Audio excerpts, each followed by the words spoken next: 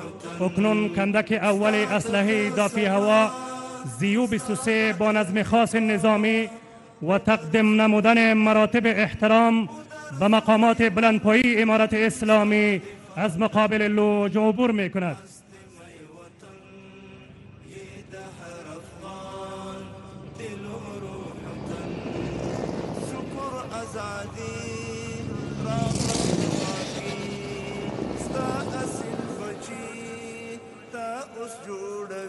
سلاح دافع هوا 23 طیارات و هلیکوپترهای پس پرواز و حمایوی وسایط سنگین دشمن را در مسافه 2500 متری هدف قرار داده و نابود می سازد.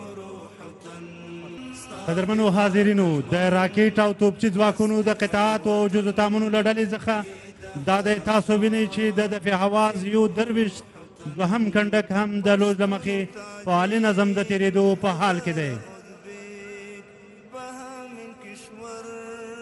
همایم شریک